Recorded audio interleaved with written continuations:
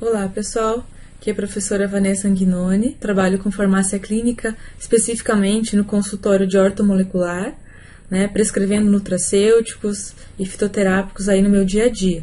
Então hoje eu vim rapidinho aqui dar uma dica para vocês, para quem gosta de cardiologia. A gente tem falado bastante do assunto, uma dica de um nutracêutico muito importante na insuficiência cardíaca, que é a vitamina D.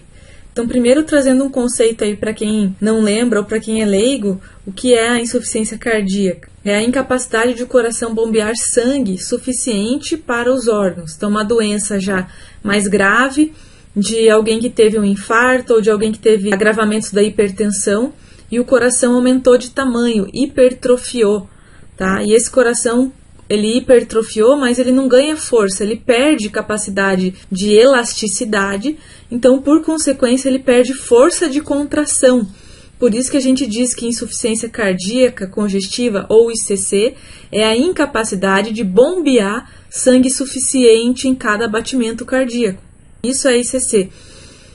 A gente vai falar aqui da vitamina D, e ela é importante também para pacientes que são cardiopatas ou para qualquer pessoa, qualquer ser humano, é importante ter níveis adequados de vitamina D para evitar as doenças cardíacas. Então eu queria mostrar um pouquinho a importância dela no coração, tá? Então pacientes que têm insuficiência cardíaca têm que deixar os níveis de vitamina D acima de 50, entre 50 e 100. Ah, mas por que você diz que tem que ser acima de 50 se o valor de referência normal para o idoso, por exemplo, é acima de 30? Se o valor de referência para um jovem é acima de 20? Pelos diversos estudos, pessoal. Eu sempre brinco assim, tanto com meus pacientes como meus alunos, e falo assim, quando você está sem dinheiro, você tem dinheiro contado, você não tem que escolher algumas coisas para comprar naquele mês, por exemplo?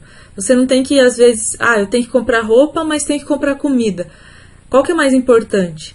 É comprar comida. Então a roupa vai ficando. Então quando a gente anda com os limites sempre no mínimo das vitaminas, os minerais, as substâncias importantes para o nosso corpo passa a escolher algumas coisas e a priorizar alguns sistemas. E outros vão ficando com a sua função comprometida. Concorda comigo? Com o passar do tempo, sempre no limite mínimo, de repente, por algum motivo, meu corpo tem alguma demanda maior numa situação por aquela vitamina, e aí a gente vai ter o desenvolvimento de uma doença. E as doenças para ortomolecular sempre são causadas por uma falha bioquímica, por um desequilíbrio bioquímico nos sistemas, né? O excesso de toxicidade ou então a falta de nutrientes importantes que manteriam aquele órgão funcionando como deveria. Isso que a gente diz que são as causas das doenças. Então, voltando aqui para a nossa vitamina, queria colocar aqui um quadrinho de um estudo científico, tá? É um dos diversos estudos falando um pouco sobre a vitamina D e o coração. Então, veja só, no nosso primeiro estudo fala o seguinte, que pacientes com níveis abaixo de 17,3 nanogramas de vitamina D no seu sangue, tem pior função do miocárdio, tem aumento de morte por insuficiência cardíaca e tem morte súbita naqueles com menos de 10.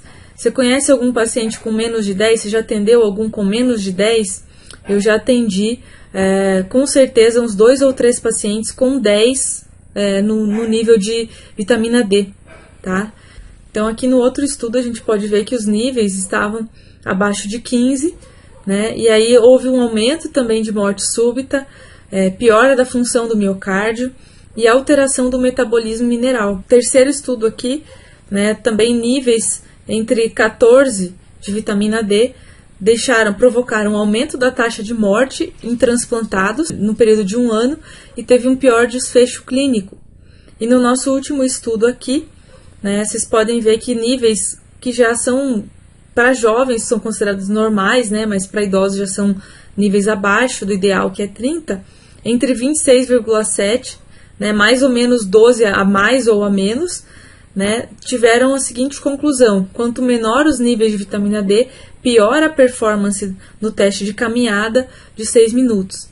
E a gente tem estudado sobre a vitamina D, e a gente sabe que o volume de ejeção de sangue, aquele volume que sai por batimento cardíaco, ele muda e ele pode melhorar muito se a gente tem vitamina D suficiente. Aqui um slide para mostrar para vocês também algumas conclusões a respeito dos mecanismos patogênicos da baixa de vitamina D. Então, por que causaria aquelas mortes súbitas? Por que piora a função cardíaca? Então, veja ali, partindo do centro, hipovitaminose D causando aumento do paratormônio. O paratormônio, então, vai ativar a fosfolipase C, que vai provocar arritmias e disfunção na mitocôndria e provocando estresse oxidativo. Para quem já me acompanha, a gente já falou bastante de mitocôndria. A função da mitocôndria é produzir o ATP, né? E na dica sobre coenzima Q10 para insuficiência cardíaca, vocês vão ver eu falar bastante da mitocôndria. Tá? Então, a mitocôndria é a organela da nossa célula que produz o ATP. Então, existe, né, o comprometimento aí da função mitocondrial, o aumento do estresse oxidativo devido ao aumento do paratormônio. Tá?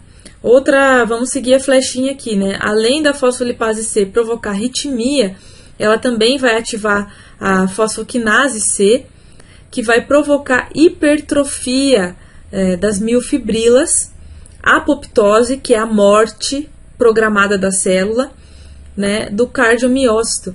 Então, a baixa de vitamina D proporciona primeiro uma hipertrofia e depois a morte da célula. E a gente vai perdendo célula cardíaca, ok? O que mais que a gente vê aqui? Vamos para a flechinha da direita aqui. Então, baixa vitamina D ativa o sistema renina-angiotensina-aldosterona. Quem é da área da saúde estudou até ficar careca esse negócio, né? Sistema renina-angiotensina, ou seja, é o que controla a liberação, a renina, na verdade, na corrente sanguínea. Quando ela é liberada pelo rim, ela provoca a formação da angiotensina 1, que através de uma outra enzima é transformada em angiotensina 2, que provoca vasoconstrição. Vasoconstrição aumenta a pressão arterial. Então, quer manter pressão arterial controlada, quer manter o sistema renina-angiotensina funcionando bem, tem que ter vitamina D disponível, tá? O que mais que acontece com a ativação desse sistema? Retenção de líquido no corpo, por quê? Porque o aumento da angiotensina 2 provoca a liberação de aldosterona, que é um hormônio que vai atuar no rim, provocando a retenção do sódio. Mais sódio na corrente sanguínea, mais água, edema, inchaço, mais líquido dentro dos vasos sanguíneos, aumento de pressão arterial, sobrecarga no coração, tá? Vamos para a flechinha aqui mais da direita ainda, né? Hipovitaminose D provocando ativação da adenilato ciclase, que é uma enzima que está dentro da célula do miocárdio, né, da célula do coração, que vai provocar alteração na contração cardíaca. Agora vamos para a esquerda aqui, né? Hipovitaminose D provocando aumento de citocinas pró-inflamatórias e aumento da inflamação. E a gente estuda sempre em cardiologia, né, que a inflamação piora toda a função do endotélio vascular, provoca formação da placa, né, o aumento da placa de ateroma, aquela placa de gordura que vai trancar os vasos sanguíneos e depois vai provocar o infarto. Então, todos esses mecanismos fisiológicos estão sendo estudados aí, a relação da vitamina D com todo esse controle. Então, veja que a gente tem agravamento de hipertensão, arritmias, disfunção do miocárdio, né, provocando aí a morte da célula do miocárdio e a piora geral do paciente cardiopata. Então, o que a gente tem que fazer? Manter a vitamina D em níveis adequados, em níveis ótimos, não em níveis mínimos necessários, ok? O que seria um nível ótimo? Seria acima de 50. Eu tenho uma aula gravada aqui sobre como avaliar exames utilizando a técnica dos quartis. Eu mostro para vocês como que a gente utiliza na medicina preventiva, né, na ortomolecular, como que a gente avalia um exame. E usando a técnica para dizer não só qual o valor mínimo ideal, mas qual o valor ótimo de cada nutriente. Então ficou a minha dica hoje. Vamos otimizar a vitamina D aí nos nossos pacientes e vamos deixar esses pacientes com a sobrevida e a qualidade de vida muito melhor. Um abraço!